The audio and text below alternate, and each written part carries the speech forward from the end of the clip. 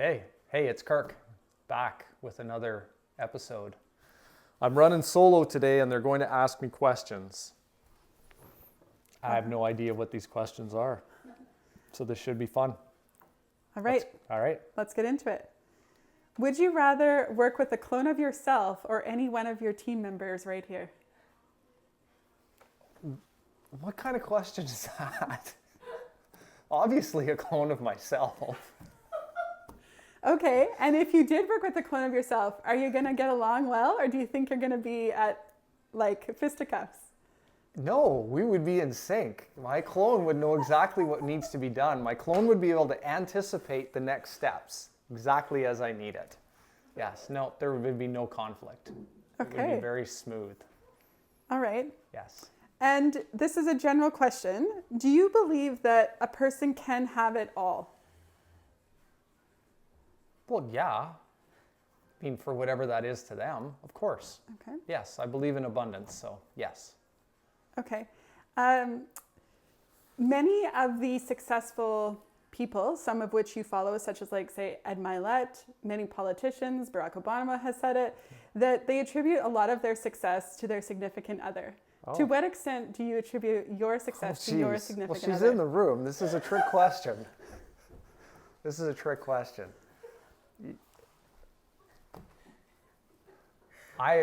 Yes. So having somebody to support you through the process, a significant other, makes the journey much easier. Yes. Because you need support. Because sometimes you're like crashing and burning and falling apart, and you need somebody there to pick up the pieces and tell you it's going to be okay.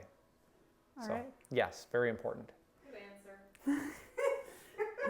So for new realtors that are coming on and they look at you and think, Kirk's got it all together. He's doing this, he's doing that. I want to be just like him. What advice do you have for them? Oh yeah, just spend a day with me, because the perception and the reality are two different things. Right?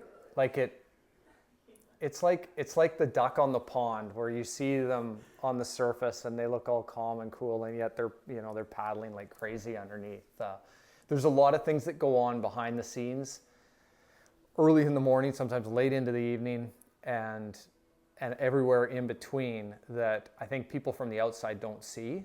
Like a lot of conversations that are happening with clients, or just tasks that are getting done. The number of programs that we have to use, it's insane. Like I don't know, like maybe other businesses are the same, but I feel like we have so many apps and tools and programs that do different things. You go here for this, there for that. So it's not easy, and it's not simple. It's a very complex business. I don't know. That was a complex answer. That was way too long. But So in terms of having success in this business, do you think that the major ingredient is hard work, or do you think there's other things? Is there a little bit of luck?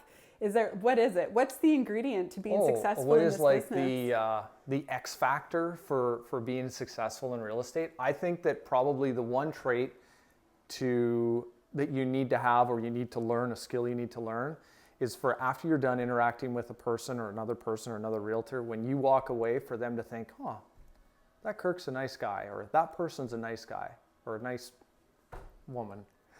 I feel like if people like you in this business, if you're a likable person, that is probably 80% of the challenge, because the other stuff you can learn. Now, obviously you need to be outgoing and have some skills, but that comes along with being likable. So if you ask me, that's probably the biggest thing. And then being able to communicate clearly, that's also, I think, very important. The rest of the stuff you can learn, like you can learn how to fill out a contract. It's not that difficult, but you can communicate, you can negotiate, but if people don't like you, it doesn't matter how good of a negotiator, they're not going to want to work with you. So yeah, you can be everything, but if nobody likes you, you're not going to do any business. All right, so let's switch into real estate specific questions. Okay. So with the listings that you have and recent sales, what has made the difference to get those sales? Like, what have you done in the process to help get the sales? Yeah, this year's a challenge. So 2025 we've had some ups and downs in terms of the market, and I think that it's been hard to, when the market's, so I give you context, when the market's going up and people are getting more, it's very easy, and there's this feeling from buyers that the longer that they wait, the more that they have to pay. So there's a sense of urgency for buyers to act and to not want to renegotiate when you're in a strong uptrending market. When you're in a flat or down market, which is what we're in right now, and we're not in a severe down market, but prices have softened a bit. There's the feeling from the buyers that the longer we wait, the less that we pay. And they get an accepted offer, and then 2 weeks later when it's condition removal, they're looking to renegotiate because of items from the inspection or whatever. So in order to get properties sold in this market and working with sellers, it's one thing to be able to provide them with stats and information about what's happening, but it's a whole nother to be able to walk them through the process and help them understand and know that it's okay and that other people are also having to do this and change their prices, and that when a buyer comes back for the third time to renegotiate, to work through this and keep the deal on track versus just telling them to F off. Like and that's what sellers, that's what they're dealing with right now. They're so frustrated, but they haven't had to deal with this for quite a few years. So I've been through it a couple times before, just in the cycles. And so, yeah, it's tough. This is a much more challenging market to work in and be successful and to have listings sell and be sold than in an uptrending market. Anybody, I shouldn't say anybody, but it's much easier to sell property. Anybody can list it. But if you're not a skilled communicator, if you're not calm, and if you can't help people get from where they are to where they need to be, that result, which is typically sold, and you can't work with the agent on the other side, you're just, the sales aren't going to happen. So.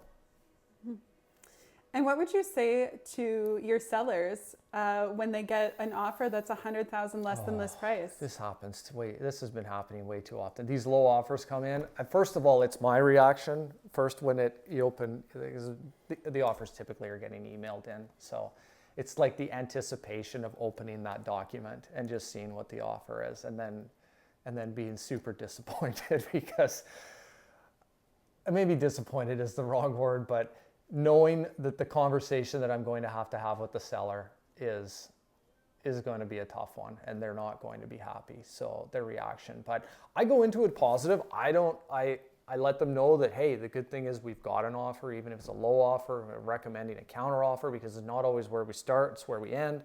Some of these buyers, they just want to start low, but if they really like the house, they'll pay the price that they need to get it.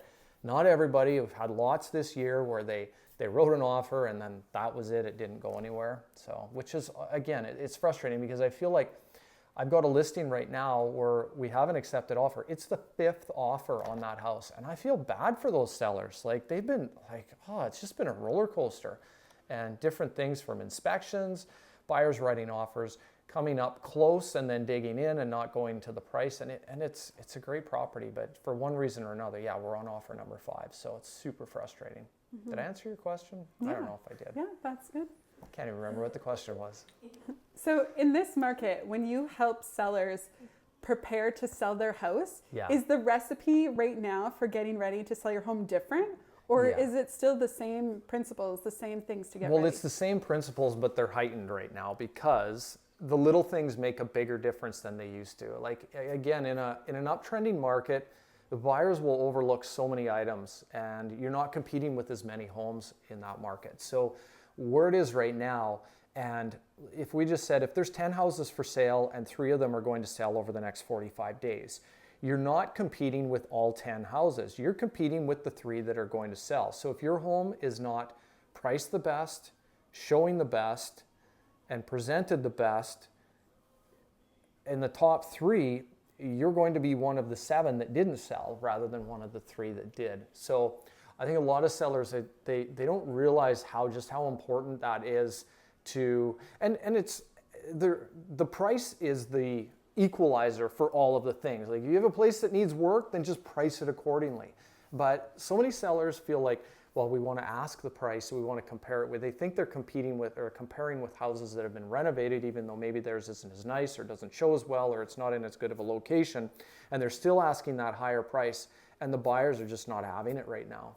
They're going after the ones that are the best location, the best condition at the best price.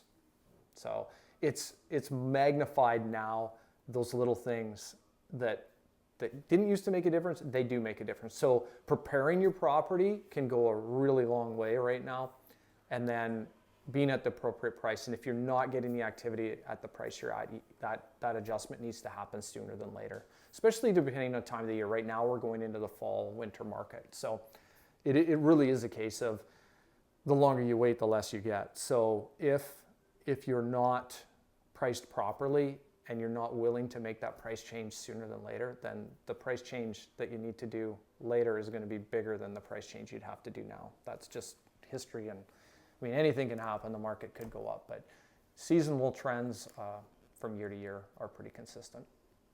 And so in this process of helping your clients get ready in this market, are you as a real estate agent adjusting or like helping them through this in a more intense way? Yeah, I think it's super important to be able to come in with a plan, to present sellers with a plan. And I think that a lot of it is, and I use so my pricing model is my pricing model is 3-tiered pricing. So I provide most sellers with, here, if you do all of the work that we're recommending or that I'm seeing that needs to be done here, we can go to this price. The buyers will see value. If you're just looking to do a few things, do minimal, we're at this price. If you just want to do nothing and sell it as is and have a quick, really quick sale, then we're down at this price. So there's 3 different options to lay out to people, because to be honest, not everybody wants to just make their house sparkle and shine, or they're not able to, or it's just not the house, it's just not that type of property. So there's different levels and different ranges. It's not an exact science to be able to just walk in and say, hey, yeah, houses like, your house will sell for this because for these reasons. There's so many other factors that come into play. But the most buyers will buy on emotion. And so if your property can make a higher level connection to the buyer's emotion, the quicker it's going to sell and the higher they're going to pay. So if buyers come in and they're disappointed, or they're not liking what they see, then the only factor that's going to make them interested in it is the lower price. Right? So, yeah. Makes sense. So another big picture perspective question here. You have a lot of targets in place. You have a lot of goals that you're working on personally and professionally. Yes. How will you know when you've reached optimal success? And will that satisfy you, or will you just be going to the next target? Like when will you know enough is enough and you've reached it? Well, I don't think it'll ever be enough is enough, because I mean, for me personally, I think there is a lot of satisfaction in setting goals, achieving goals. And I've read something recently that said that you should actually never reach. Your goal, the goal that you have set now, when you get to 75% of it, you should increase your goal. And so you're never actually going to hit your goal. If you're hitting your goal, that means they were set too low. Also, a lot of people tend to have a challenge, and I've experienced this myself, in hitting those goals, because when you get about 70 to 75% of the way there, you let your foot off the gas because you're like, oh, I'm almost there. And then what happens? You don't make it because you stop working. So I do that concept, and I've been putting that into practice here recently, where incrementally increasing the target and the goal as I get closer to it, to set a new goal and then go for that. And I also know that my subconscious mind, or I don't know whatever you want to call it, works against me and is always trying to argue against doing more and like doing the work, getting up early, calling the people. It's like, oh, you worked hard yesterday, so you don't have to work as hard today. That voice that says that stuff does not go away. And so I know this. And so my goals and my output that I'm doing, my daily activities that's required to achieve my goals, is significantly higher than what I actually know that I need to do. But if I don't have my goal set high enough so that my daily activities are at a level that's high, so that when this internal voice talks me out of doing stuff, I'm still at a minimum level that's going to hit the target, if that makes sense. So, which seems to be about 60% of the goal. So Like if you wanted to achieve a 6 out of 10,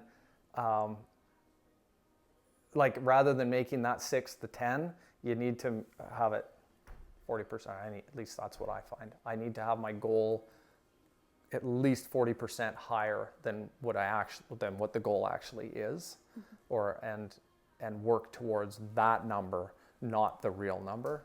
I don't know if that makes sense, but. So then are you satisfied with this type of goal setting? Like, are you satisfied? Do you reward yourself? Do you pat yourself on the back like, I've made it this far, I've done it? I like, yeah, I mean, I think every day, like the daily tasks or things that happen, there's some satisfaction in that along the way. I don't really see it as like an end in sight. And I've experienced this even with like buying certain vehicles or things that I had a goal on. I mean, at that time I bought that Camaro SS, and I was like searching for it online for this cool car, and I finally found one, and then I got it.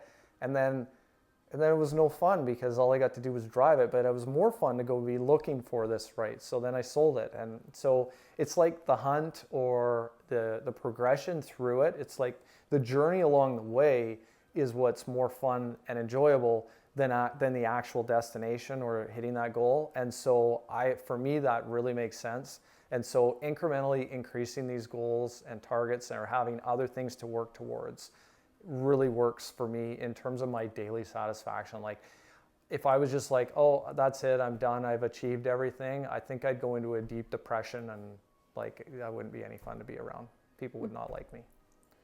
So for today's Walper wisdom, yeah, what do you have for us? Oh, so my Walper wisdom for today is just that. If you're setting goals, and this is what I've experienced personally, if you're setting goals, it's fine to have those goals out, the future goals, a 1 year, 2 year, 3 year goal. But that in itself will not make sure that you achieve those goals. It's what you do every day, every week, every month. Narrowing it down into those daily activities. You need to win the day, then you need to win the week, and you need to win the month in order to win the year. You're not going to win the year if you're not winning your days, right? So I've learned this and this is so true.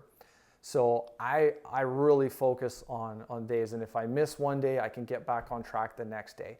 Versus if I miss a year, like that's just way too much time gone by and you can't get back on track. So my Walper wisdom is have those big goals, but what's more important, you'll never achieve those big goals if you aren't hitting your daily goals. Great. Yes. And so totally switching gears. Yeah. Because sometimes when you work this hard, you do need a vacation. So I'm wondering, if you were to go on a vacation, where would you go and why?